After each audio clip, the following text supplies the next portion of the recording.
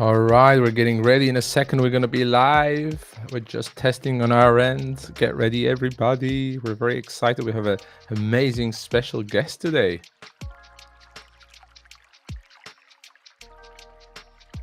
Enjoy the music at the same time. And we're going to be with you in just a minute.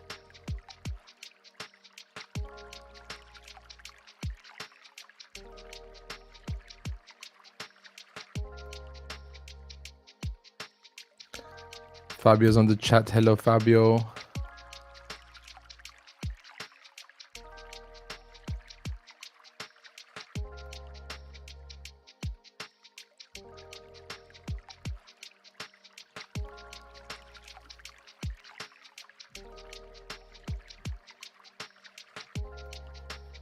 All right. Hello, everybody. Let me bring the music down before we introduce our amazing guest. Well, you know me already, right? So I'm not going to introduce myself. But today we have a very interesting guest. I've been following her for quite a while as well. So it's an honor to have her here. And today what we're going to talk about is empowering your online identity. And with who? With Celeste Yamile, and she's gonna come in right now. Hello, Celeste. Hi, everyone. Thanks for having me here. It's a pleasure to be sharing all my thoughts and experiences. Well, it's an absolute pleasure. Thank you so much for accepting this. I've been following you for quite some time. I've been on your comments for a while. So when you accepted, I was like, yeah, this is really good news. So thanks again for that. I'll do a quick introduction. Of course, you're the founder of Tempora Labs, right? You're helping content-driven businesses to thrive with AI, right? And AI is my topic. I'm obsessed about it. Yeah. I'm not as good at content as you, so bear with me, and I'm sure we're gonna learn a lot from you. But I'm very excited about the AI part, of course, about the content part, and I know that you're great at video. I've seen so many videos of yours, so it's very exciting to have you here. You're an amazing content creator. You've been building your personal brand for a while, and I think AI is your go-to tool, of course. Video, and I know you have a bunch of GPTs. I hope we're going to be able to talk about that because Yes. in one of your posts, I saw this GPT that would create that, and another GPT. I was like, ooh, okay, this is going to be an interesting conversation today. And hopefully you'll be able to show that to the audience. But before that, how are you today? Yeah, I'm amazing. It's Mexico. Well, I'm in Mexico. I live here. So it's daytime, just in the morning before breakfast. So I'm excited to just to start the day with this event and see what we can learn and discover together. Amazing. Whereabouts in Mexico? Well, I'm in Puebla, which is next to the city. Okay. So yeah, it's a little It's town. amazing. I've been to Mexico a few times back in the day, and then I'm from Istanbul. And Istanbul, they compare it a lot to Mexico City. They say it's quite similar vibes. Huge, busy, crazy cities. So yeah, so amazing, great. Well, I mean, let's dig in. It's an informal conversation. I'll be always looking at the chat. We'll get some great questions. We already have Fabio, Elia here, right? So a bunch of people that have been following your content is here as well. So I'm excited about that. So welcome to everybody as well. And since it's very informal, if there's anything I miss and you want to take it somewhere else, please do. This is our space. You can lead as well. But I have, of course, a few questions to make sure that we go in the right direction. How's that sound? Yeah, sounds Awesome. good. Cool. Well, I think we'll start. Because I think your camera presence is it's one of the best I've seen on LinkedIn. So how did mastering your presence on camera impact your personal brand, and what key lessons did you learn along the way? That's an interesting question, and I'm always amazed when people tell me that I'm good on camera because I was actually really shy, and I started my career as a video editor because I wanted to be a content creator, but I was so scared of the camera. So I was like, okay, what's the best way for me to get into filmmaking, into like this world of video without needing to be in front? And it's actually just being behind. So I was like just incorporate for a while, and then I moved into working for some content creators, and I saw that they were human. I mean, I was their editor, and I thought that they were recording and they were perfect, and they were like, "Oh, I just recorded this on like 3 minutes." like I received videos that were just 15 minutes long, and it was just 30 seconds of video. So I was amazed that, like, hey, it doesn't need to be perfect, and this is something that we all can do. So I just started, and I always encourage people to start, just a little bit. And it's even better if you have like a few amount of followers to begin with, because then it feels like nothing, not a lot of people need to like see you failing. But when you grow your camera presence, it's like extremely powerful. And I think that on LinkedIn, a lot of people just skip video because you can create with text and it will do amazing. They see these copywriters doing amazing with just only text. But for example, if I just take a look at, for example, Justin Wellish, who's the biggest creator on LinkedIn, uh, he, I use a Chrome extension that is named Clio. So when I look at his profile, I was able to analyze his content, and I saw that he only had like 16 videos, and he wasn't even on camera. He was successful only creating text. But when you go look at him in other platforms, for example on YouTube, and you see his interviews, he has a really strong camera presence. So even for just copywriters, when they put it, like themselves in front of the camera, and they have this like strong camera presence and ability to talk to the camera, it just reinforces your how you perceive them and how valuable you think their ideas are. So I think I think that's a big thing for all of us. Just being able to accept that we need to grow in this environment, and that this is a skill that you will need to grow at the beginning or at some point if you want to keep growing. I think that's what I think about this point.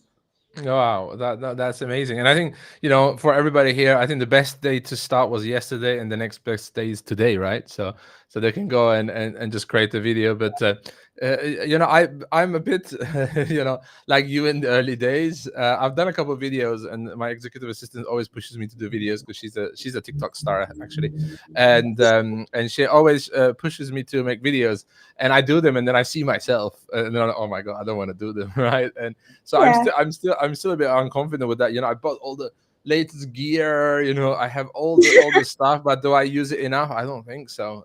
So I'm hoping that after today, I'm gonna take your advice, and I'm just gonna go do more videos, because I think that since I've seen your videos.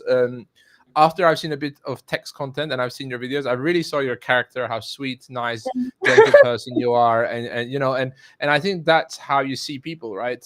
Because in text you don't see the person, you see what they're thinking, hopefully, right? But you don't see their character, you don't see how they are in front of a camera. So I think that everybody there, more videos, absolutely. LinkedIn has been a bit weird with videos, though. I heard they're not pushing as much as text and image. Is that correct? Well, LinkedIn is bringing the new feed like TikTok into the app, That's so true. that's a big thing, and they are pushing. This is a great question because they are pushing videos. Actually, some of Mm, my videos can get a lot of views, like 40K views, sometimes wow. more than my text post. But what I've seen a lot of people complain about is that, hey, my videos don't do well when I post them. And then I take a look at at their videos, and it's like, well, they are not doing, they are not working because they are not good. So you don't need to think that it's just the algorithm, right? Just because you're good with the carousel and then you post the same content on the video doesn't mean it's gonna do well, because probably your camera presence is not like maybe you're just like a robot and it feels like you're reading your script, or maybe you're just your hook.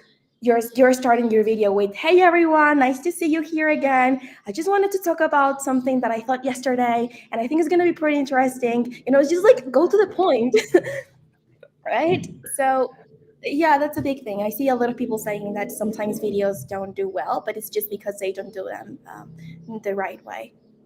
Okay. Yeah, let's not just blame the algorithm. I understand. Yeah, I was blaming the algorithm because I go, "Hey, I'm Tim. Nice to meet you." Like, yeah, don't Yeah. do that. Okay, awesome. Thank you. I'm gonna learn so much today. This is awesome. Thank you. So let's talk about a bit of CEOs, as I'm a CEO, and there must be a bunch of CEOs watching this, or watching the recorded version as well. Well, how does the visibility of a CEO in video content influence a brand's perception? And can you compare the impact between brands with a visible leader and those without? Yeah, I mean, just it actually, I think that it helps to build these identity Hmm. online, because sometimes, like, if you look at Apple, it's the most obvious thing, but I always like to think about that because, for example, I saw one video one time, and it was a video for Mr. Beast, and he was talking with Mr. Like, he was talking with another big creator that is just like the biggest creator on tech on the UK. And they were talking about like, hey, what do you prefer, Samsung or Apple? And Mr. Beast was like, hey, I prefer Apple. And the other guy was like, hey, why? Why do you prefer Apple? And it was just like, I like Steve Jobs. It's just that. Do you fall in love with the ideas from someone else? And I just think it also helps a lot to build a sense of community, that you don't buy Mhm. only the identity of the brand, but you also buy the identity of the CEO and their crazy ideas, or the sense of community that it helps you to have. For example, one of my favorite tools to use is it's Submagic. It's a tool to create subtitles, Mhm. and I just talked with their CEO one time, and I also see his videos on LinkedIn. And when I take a look at the community that they have behind, it's just like really strong. And I think it's like that because he just starts talking. He's not afraid of being in front of the camera, even if he has like this French accent. And he encourages his team to keep doing videos, and all of them are like all over the place on LinkedIn with the same profiles, like with the orange background. And I think it's just really helpful to build like this trust with a brand, and just don't make it look like it's just a brand or a business that it's built to create money, but it's just built to serve the community. And I hope the video really, really helps with that. Makes sense. Makes sense. Yeah, and I think that the French accent is quite a lot of people like that. And I'm half French, but I don't have the accent. I could just make the accent maybe to make it more interesting. Yeah. Amazing. Okay, so since we're talking about that, and I'm guessing it affects really the audience connection and engagement. Have you seen any numbers in that? Like, having a recognizable face really brings the audience in, they connect better, they engage better, like commenting and stuff like that. Well, yeah, absolutely. I mean, I don't have the exact numbers, but just like Hmm. company profiles that don't show the CEO or any person Hmm. are just dead, literally dead. Not even like 3 likes. You have just like 2 likes, 1 like, and sometimes it's just from the same people from the company. So it's just like a no-brainer. I think it's really obvious for a lot of us that when you don't see a person in front of the brand, it's just like, well, I guess I'm just gonna stay with the product and see how like it helps me. But when you have a face in front and you see the engagement from our people, it's like, oh my god, there's a Hmm. community behind this. So you don't feel alone in the product, and you don't feel alone in solving the problem that the product helps you to solve. I think that's just yeah, I think it's pretty obvious for me when I just go to Instagram and see profiles that have like just images and nothing else, just guides Hmm. and how to. And even if they provide value, it's not gonna be worth it to keep posting that type of content because they are not gonna have engagement. Amazing, amazing. Well, yeah, I'm gonna ask a side question because so we have a YouTube channel where we do a bit of YouTube videos and a bit of shorts and stuff, but we don't really promote, or we don't do really post as a company on LinkedIn. So would you recommend us to actually publish on both? I always recommend to post as a personal brand and then lead traffic to something else. I Mm, mean, okay. if you post you upload your videos to your own personal brand with your own profile picture, and then in your headline you just have like CEO of Hmm. this company. And I think that helps a lot because I don't know, I probably might find hard to follow a company profile. I mean, I don't follow any company profile. Hmm. uh, and it's not because I don't like them. It's just because it's like, what, why? Mm. Sometimes I don't know why to follow a company profile. I think that they're going to sell me something. But if I just follow a profile from a person, I feel that it's going to be more like a deeper connection. So that's Okay. just my mindset. And I've seen a lot of people having that mindset too. Wow. Yeah. Okay. That makes sense. Yeah. So more video. I'm gonna make more videos as well. Okay. Well, we got a great question from Ilya. Celeste, how do you assess engagement for short form versus long form? How would you define short form length? And he said, I think short form is more engaging due to people's attention span. Lol. Yeah, I also think that short form is really good. Um, but I don't know, I didn't understand the question. Is like, how do you transform like long form content into short form content? I Or, think it's more to assess the engagement versus short form versus long form. well, I think that if your long form content is interesting, they are going to like continue with that. The problem is that not a lot of us know how to make the content interesting. So Hmm. if you're just starting with video and if you're just starting with content creation, I would always recommend to start with short form content, because then you can just create a piece of content and you will have instant feedback. So you create this short form piece of content, then you post it, and then you see, oh my gosh, it's like done a lot of impressions. Okay, didn't do well. I Let's see how what I can learn. Then you post another time, and it's like, oh my gosh, this topic actually works. Let me replicate this again with another approach, and you have constant feedback on that. So uh, when you can do this, it actually Hmm. helps you to keep building something else. Hmm. And I've seen this a lot of times, and it's a different world. For example, I felt that I was really good on content on short form content on LinkedIn. And then when I started my YouTube channel too, it was like, oh, I'm not getting any engagement, or I'm not creating a good piece of content. And if I just take a look at my old videos, it's like, I want to hide this. I want to delete this video, because it's just how the way it works. I just start with short form content. And when you start creating like these, when you start having more insights, you can just always expand on something else. But it's just Amazing. something I like to think about is a formula that is a hook, Hmm. uh, entertain, and reward. This is kind of a formula that I've heard in a book for Hmm. one of my favorite creators. So you always need to have these periods of how I hook people, how I retain their attention, and how I reward their attention, even if it's a Hmm. long piece of content. And not a lot of us can do that really well, but it's just a formula that I like to follow. Hook, entertain, reward. And we do have a question that I also wanted to ask. Was there a train there? Oh, yeah, sorry.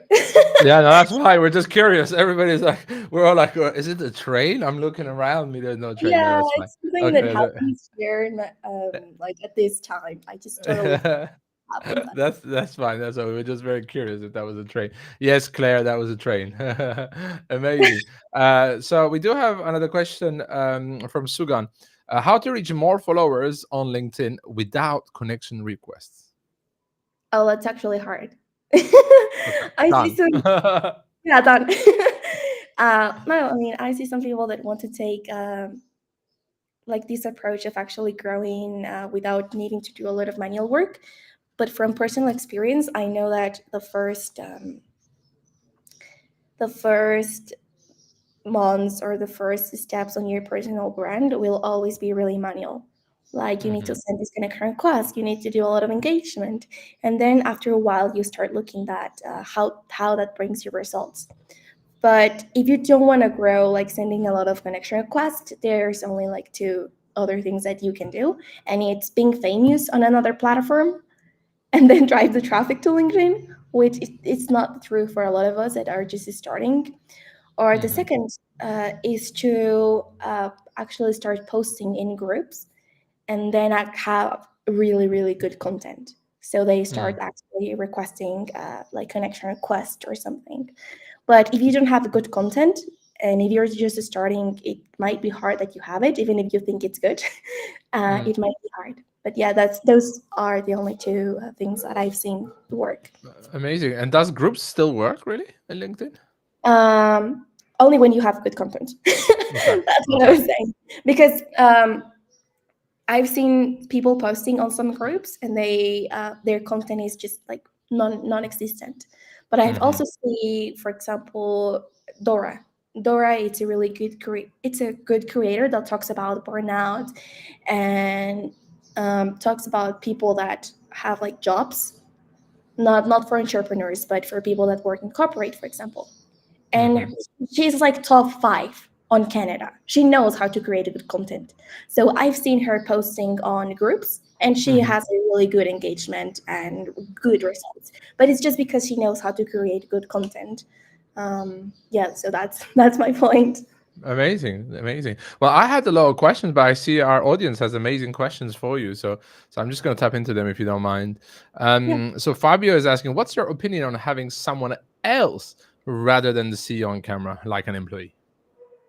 I think it's really good. I've seen that most part of companies that are like really really big use this approach, like Shopify, for example. Hmm. Shopify, they have a YouTube channel and they have different people on their channel. There's like and from different approaches, different nationalities, different. Um,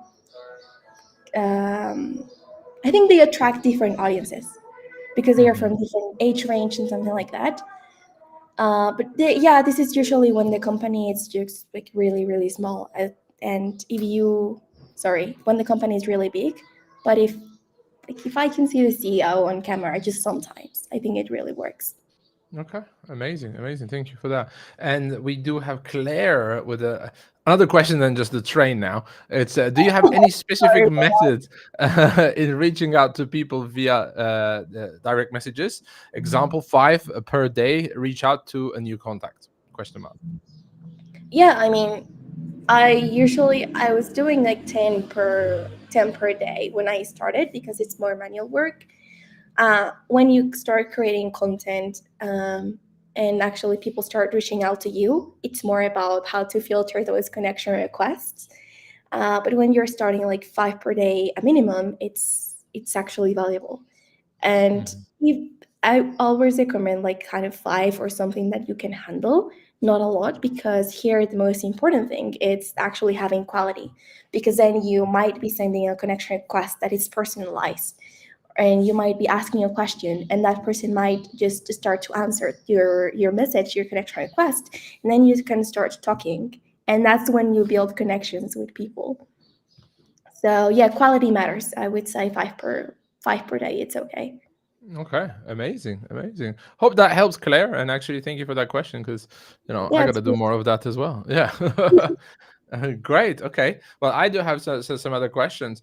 And so, how do you really define a personal online identity? I think this the train sound was cute. Sorry, I got distracted by the She's in question. Mexico. Yes. Yeah. Yeah. No, but sorry, I lost the question. How do you define How an do you online? define a personal online identity? Like, what's the definition of it? Like, how can somebody say, "Oh, I do have a personal online identity now"? I think it's just when you're posting consistently and you see that you have at least a few some people in your community or some people that are constantly supporting you, but also people that you have identified that you're constantly supporting to as well. Because Hmm. then you can say, oh, I have an online identity, but you're just posting content and then like you don't actually have engagement or your profile is kind of dead. So that's not an online identity. You're just putting content out there. I would say that's my approach. Yeah, yeah, no, that makes sense. Okay, so yeah, I might have a bit of a personal online identity. I'm excited about this. Thank you for validating that. No, but Great. it's a process. And I've seen this Yeah. happen with most CEOs or founders of companies, because if you don't have like a media team, like yeah, if you don't have a big media team and you're actually Mhm. focusing on your business, then you're not going to have like a lot of results, because yeah, just you're just focusing on another thing. So my favorite approach to, like, I always say this to some of my clients, like, you're a business owner, you're not a content creator. So you always need to balance your life and your priorities. And I think that's something that helps a lot of us, just to don't feel bad. But oh my gosh, I have low engagement. Yeah, but you have a really good company, so no problem. Yeah, yeah. Well, that's thank you for that. Yeah, because I do feel bad sometimes that I'm not doing more. But yeah, I don't have time to be a content creator. So if you do have a job and you're working, just not as a content creator, thanks to Celeste. She said you're doing great. So since we were talking about that, and I think Nizar here asked a really good question, because I'd love this answer for myself. What Mm. is ideal posting frequency for LinkedIn? Does daily post increases visibility? Well, of course, posting daily will increase your visibility because you're putting more content out there, right? So you can have more views. But I usually like to post and recommend posting 3 times per week at least, Mm, because then you can post one day and then take care of creating new content the next day and engage. So you mhm, balance your your time on LinkedIn between content creation, posting, and engagement. Those are the three main things that you need to do at the beginning, because mhm, without engagement, like I always like to talk about this when I'm sharing my thoughts, but I the first time I posted a piece of content, I got like 300 views. And what I wasn't doing any engagement, I thought, hey, content is just gonna perform well because I think it's a good piece of content. But then I actually started like taking engagement seriously and building a community. And the second time I posted the same piece of content, it's just like the same, zero changes. mhm. It did 50K views, more than 50K views. So just Wow. 300 from 50,000. That's a huge difference. Just because I 50%. had this small community at the beginning that just with their engagement, they let the algorithm know, hey, this might be useful. Let's just share it with someone else. And then it actually like increase and start growing. So I always recommend that. Just whatever no matter the time you have, always just consider that you need to do engagement. And if you need to Mhm, post less to do more engagement, then actually do engagement. And mhm, another thing is that I usually see some people posting daily, but because they committed to post daily, then they just produce like filler content. So they're like, "What's the cheapest? Um, what's the thing that I can produce without a lot of effort and without a lot of work, and then they post don't perform well. mm, So I my approach is that if I can spend that time, like that those 30 minutes creating that filler post, I might actually prefer to invest that in creating a good piece of content, because I know that that's going to give me more return, or more results. So it just mhm. depends on your approach, but I would recommend you to have in mind all of those things. Amazing, amazing. Yeah, I know, but that's kind of like me, because I always said, "Oh, I'm gonna post daily," and then I'm like, "Oh, today I don't have a post," and then I panic, and then I go to ChatGPT, and then some crap comes out, and I'm like, "Oh, let me just post it just to say I have a post today." But you said it earlier. I think it's quality over quantity in here. So for everybody, yeah, quality over quantity, especially now that AI is around. There's so Yeah, much crap content out there. yeah. We've caught so many people with the same post, don't we? Actually, the best approach I like to think about this, and is that you need to do quantity until you know what quality means, or how Mm, quality is like. Because I was like yeah, at the beginning, let me just create this awesome post. I think it's gonna be pretty amazing, and it will have a lot of results because I'm just putting a lot of effort into this. And yeah, it didn't perform well because I didn't know mm, how quality looks like. And when we are starting, we think that just because we think it looks pretty, or mhm. valuable for us, it will be valuable for someone else, but you don't really Hmm. know. Like, it doesn't matter how much tutorials or podcasts you consume on content creation. If you don't apply it and test it yourself for your own industry and for your own skills, it's gonna be different. So yeah, just do quantity until you can notice how quality looks like for you, and then you can actually like focus on those types of posts. Amazing, amazing. Well, thank you. Okay. Well, I'm gonna get into now that we started to talk a tiny bit about AI. Sure. It's one of my obsessions. So I do have a bunch of things about that. So, in what ways do you integrate AI into your content creation process? um, I like to use what I call the C framework. This is just something that ChatGPT and I invented, but it's just basically structure, example, and analysis. That's C framework. That's my framework.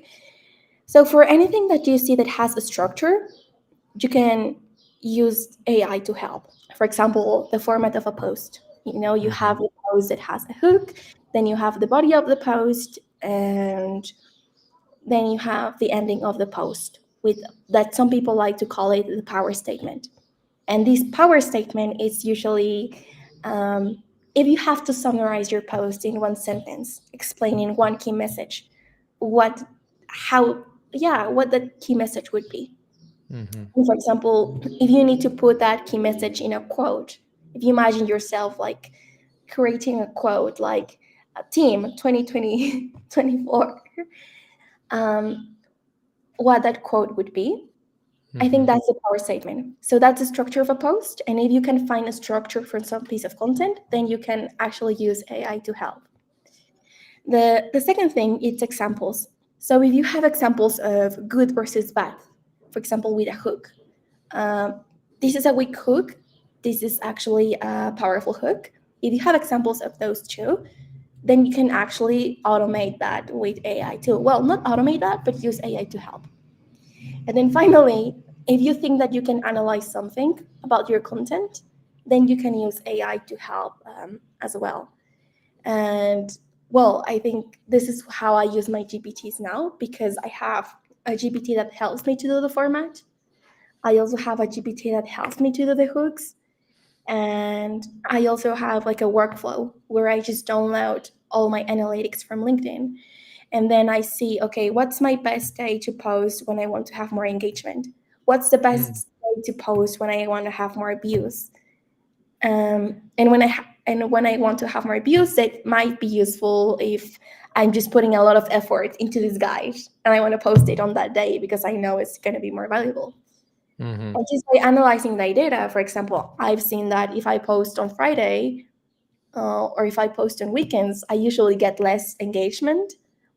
Yeah, less engagement and less views, because usually my audience is not active on those days, or my Hmm. audience of support is not active on those days. So if they actually help me to kind of tell the algorithm that the post is valuable because they are engaging, right? But if they are not active, then it might trigger something that just don't show. It doesn't show to more people.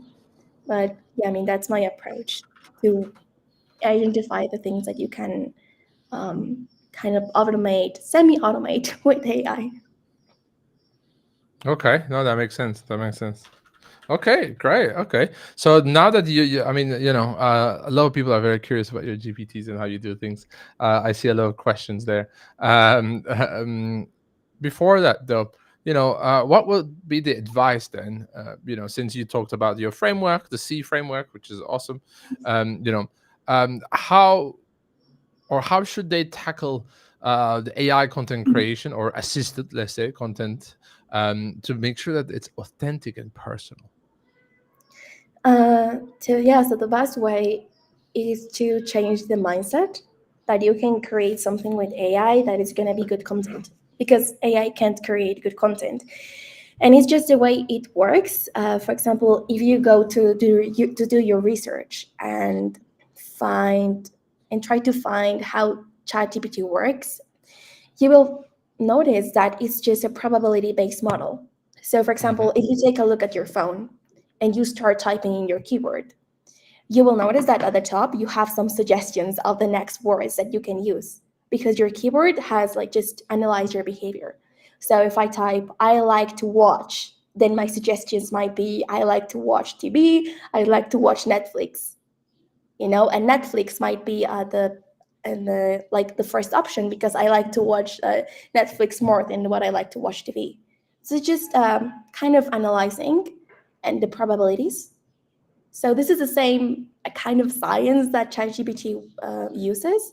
So things that are highly likely to happen, that have a lot of probabilities, are the things that ChatGPT will generate. So generic content, it's just something that has high chances to appear to. And that's why ChatGPT can only create generic things, is because it's just the way it works because of the probability-based model. So the best way to use it is actually not to create content, but to help you to brainstorm, to help you to analyze your ideas and actually turn them into something useful. For example, can I show my GPTs? Please, please, we would love to. I didn't want to ask. I was just waiting for you to say that. Let me open the screen because I think it's gonna be important for me to explain my GPT. Yeah, would love to. Would love to. For Would love to. example, Let me bring that on board here. 1 second. Here we go. Here we go. right? So the way I see this is that if you can use it to actually improve the format of your posts, it's gonna be great. For example, I have this hook genie, for example. And as I said, this hook genie just works with, hey, this is an example of a bad hook. This is an example of a good hook. And these are the categories that I want you to help me to create hooks around.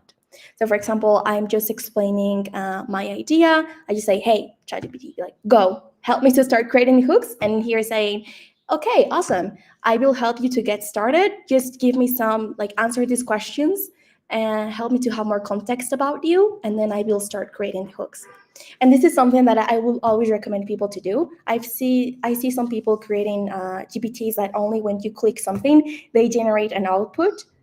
And this might be useful, but when you can actually add questions and answer questions before you start creating the rest of the content, that actually gives you better results. So if you can add in your GPT, ask me questions and make sure to have enough information about me or about the user before continuing with the generation of the content.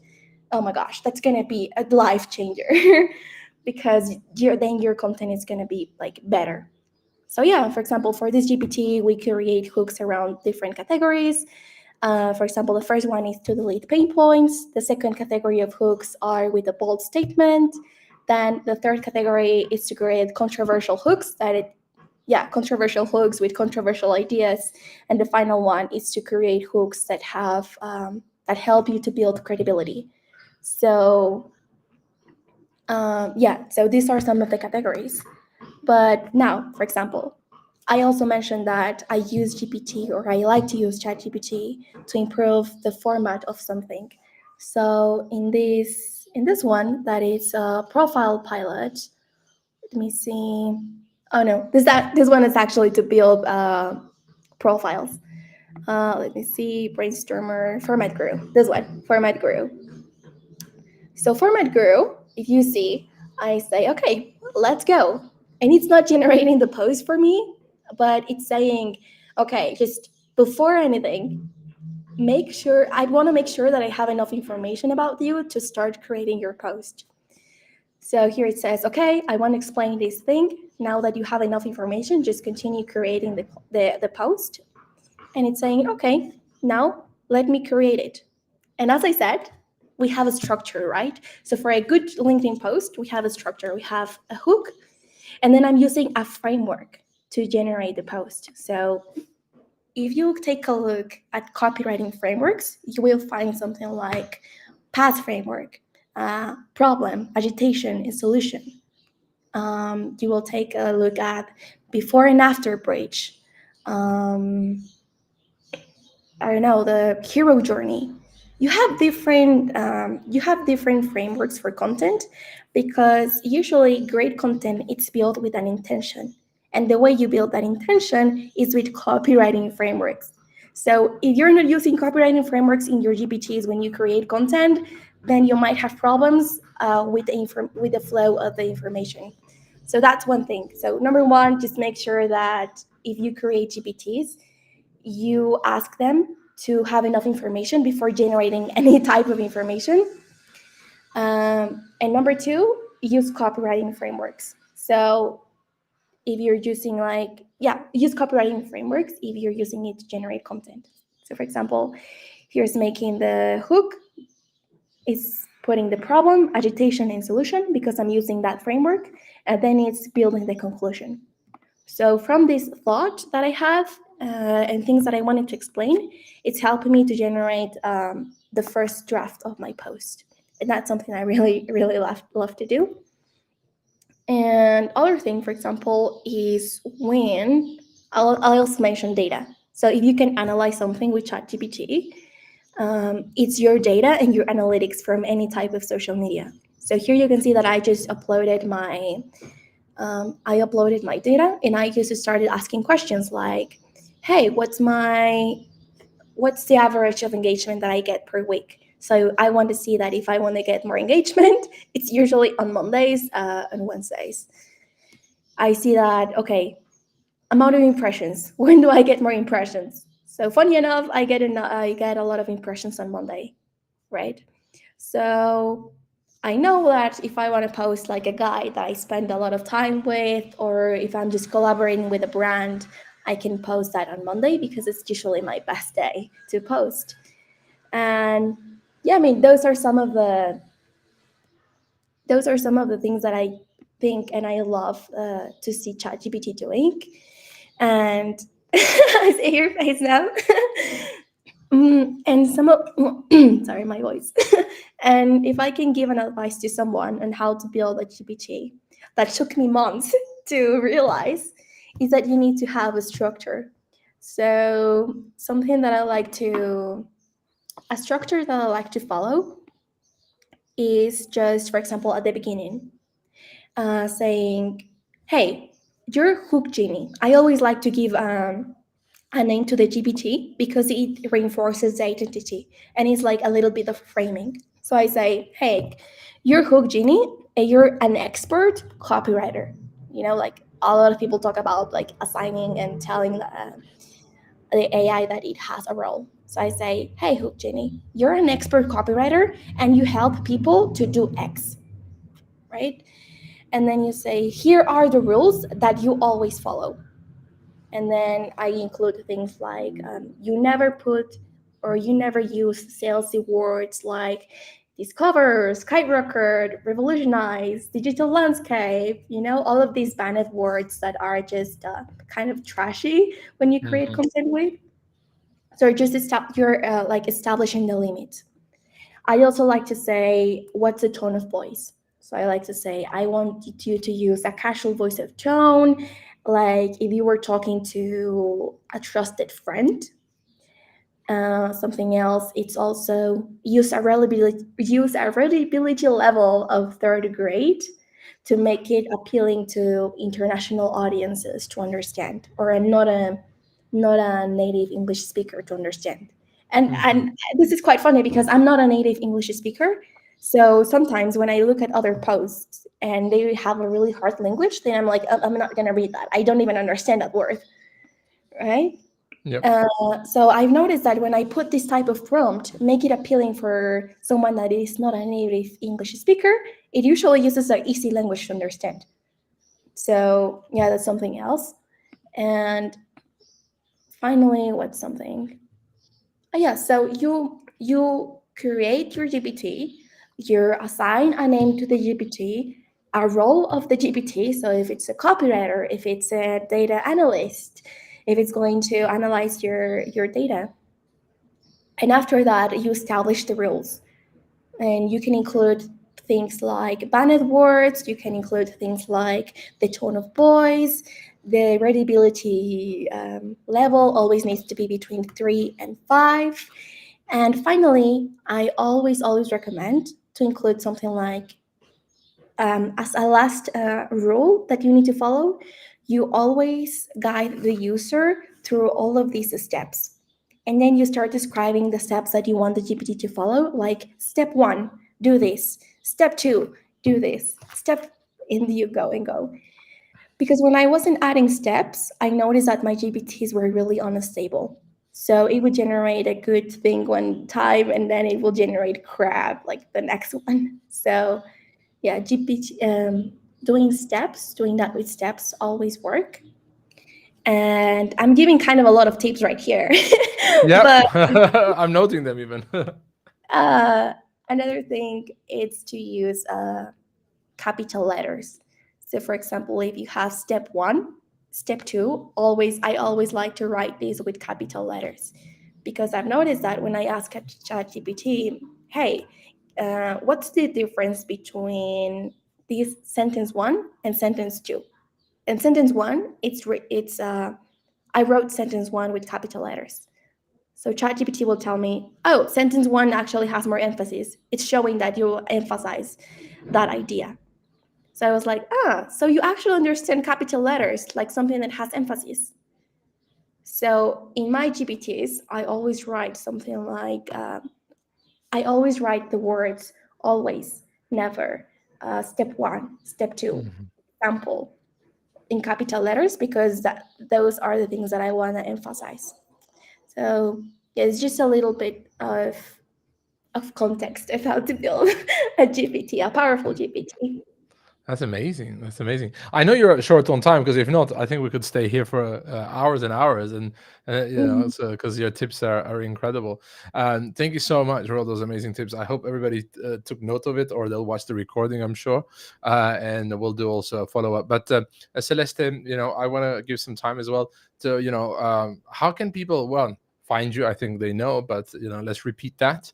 And what would you like them to take as an action next about you, about your business? Oh, sure. Like people can find me on LinkedIn. That's my main platform. I'm also starting on YouTube. That's my next journey to learn how to build a successful YouTube channel. But LinkedIn is my main platform. And I I help entrepreneurs and people that want to build personal brands in a smarter way with AI. So you can always just send me a message if you want to learn more about it. I would say that's all. Amazing, amazing. Well, again, I see everybody thanking you here, saying gracias and all that. So yeah, muchas gracias. It's been incredible. Thank you so much for your time and coming in. And please make sure to follow her because I do, and I've been following her for a while. And I was like, I hope I get her as a guest, and you came here as a guest today. Thank you so much again, and keep up the amazing work. And we're gonna follow your new YouTube channel and learn that as well. So thank you so much. Thanks. It's amazing. Thanks a lot. Awesome. Awesome. Thank you so much for your time again. I'll let you go because I know you said you had short on time, and then I'll close the webinar here. Thanks again, everybody. This was Celeste, and find her on LinkedIn and on YouTube. She's a rock star. Thank you so much. Thanks a lot. So yeah, we had the amazing Celeste Yamile. She's incredible. You had amazing content. She gave you all her tips, by the way. That wasn't on the agenda, so thank you to her again if she's watching this after. She really did give us amazing tips about GPTs and all that. I know there was a lot of questions, but I prefer to let her give our some tips. So hopefully we'll see if we can answer those if we haven't yet. But I'm sure she also can answer those in her own LinkedIn. So go and engage with her. She's gonna have a YouTube channel. I'm sure it's gonna be an awesome YouTube channel as well. While you guys are here, we do have a couple of gifts for all the attendees that have been until here now. So our first gift is when you subscribe to the Task Drive newsletter, right? You're gonna get 100 marketing prompts PDF, right? So do that. There's a QR code here, right? So scan that, get that those prompts so you can use it. All right. And a very special, because of Celeste and because of amazing engagement today, we're giving a 15% discount on the first month of our services at Task Drive. Okay, so what's included in our services? Okay, Here's the discount, by the way. Yeah, the QR code is here now. You can stay up to date. We have ongoing training. You can stay up to date with the latest AI tools and strategies.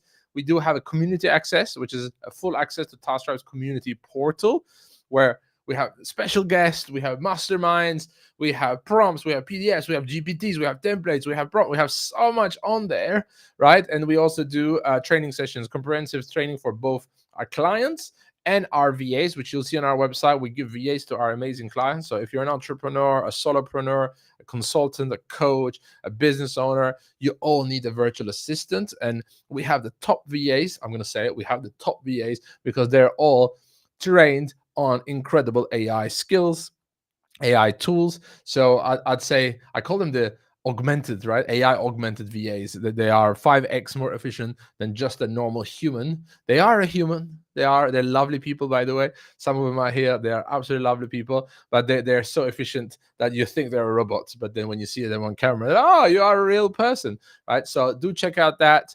And how to redeem all this. You've attended the webinar. Sign up within 7 days, because the offer is going to be about 7 days from now. I think from this time on. And then we also have a form. Are we putting that for? I think that form is in the QR code, correct? Yeah, that form is on the QR code. So check out that form, fill it up. You'll get your discount on the first month, and also on our onboarding, you get discount on 15% on everything. That's it.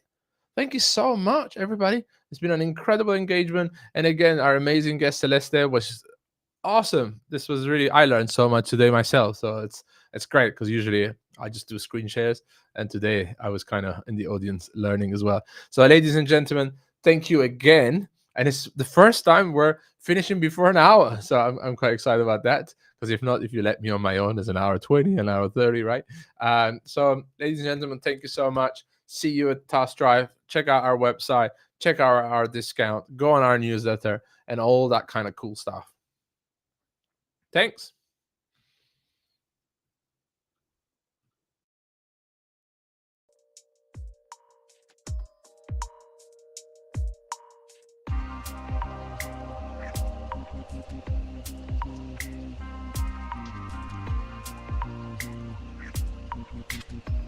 Also subscribe to our YouTube channel. The QR code is there. We do have all of these recordings on YouTube. Don't miss it out. There's so many others. Also, you get YouTube Shorts and many other things. Have an awesome rest of your day, people.